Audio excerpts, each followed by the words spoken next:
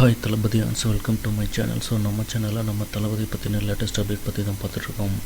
So இந்த நிலையில் 2 வாரங்களுக்கு முன்னாடி பார்த்திங்கன்னா கரூரில் நம்ம தளபதி பிரச்சாரத்தில் கிட்டத்தட்ட 40க்கும் மேற்பட்டவங்க கூட்ட நெரிசலால் இருந்தது தமிழகம் மட்டுமல்ல இந்தியாவிலேயே ஒரு மிகப்பெரிய அதிர்ச்சியை ஏற்படுத்தியது. ஏன் அப்படின்னா முதல் முறையாக இந்திய அளவில் ஒரு பிரச்சாரத்தில் ஒரு கட்சியின் சார்பாக நடத்தப்பட்ட ஒரு கூட்டத்தில் கிட்டத்தட்ட 40 பேர் இருந்தது பார்த்திங்கன்னா இதுதான் முதல் முறை அப்படிங்கிற மாதிரி சொல்லப்படுது.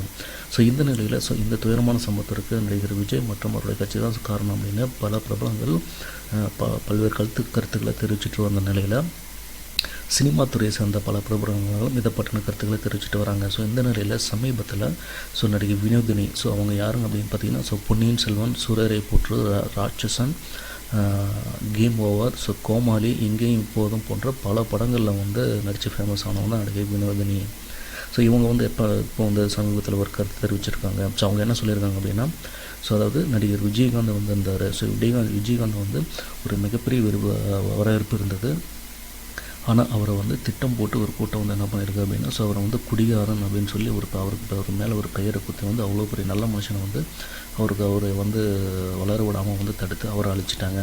அதேமாதிரி பார்த்திங்கன்னா இப்போ சீமான் அவரும் பார்த்திங்கன்னா அவர் சொல்கிறது எல்லாமே உண்மை தான், நல்ல விஷயந்தான். ஆனால் அவர் ஒரு கோமாளி.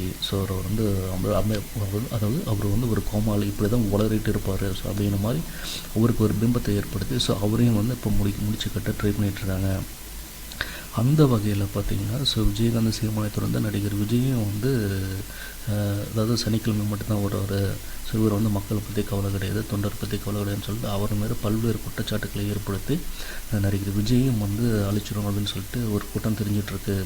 ஆனால் விஜயகாந்துக்கும் சீமானுக்கும் நடந்தது கண்டிப்பாக விஜய்க்கு நடக்காது. ஏன் அப்படின்னா விஜய் ஒரு மிகப்பெரிய ஒரு உச்ச நடிகர். அவருடைய ரசிகர்கள் ஒரு மிகப்பெரிய ஒரு படைபலமாக அவருக்கு இருக்காங்க. அந்த வகையில் பார்த்திங்கன்னா கண்டிப்பாக நடிகர் விஜய் தோற்கடிக்க விட மாட்டாங்க.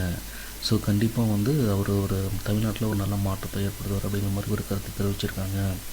இது பல்வேறு கருத்துக்கிற பலரும் சொல்லும் போது நிறைய வினோதினி நிறைய விஜய் பற்றின பாசிட்டிவாக இப்படி ஒரு கருத்தை தெரிவித்தது தவிர்க்க நிர்வாகிகளுக்கும் தொண்டர்களுக்கும் விஜய் ரசிகர்களுக்கும் ஒரு மிகப்பெரிய ஒரு ஆறுதலை ஏற்படுத்தியிருக்கு. இந்த வீடியோ பற்றின உங்களுடைய கருத்துக்களை கீழே கமெண்ட் பண்ணுங்கள். தேங்க்ஸ் ஃபார் வாட்சிங்.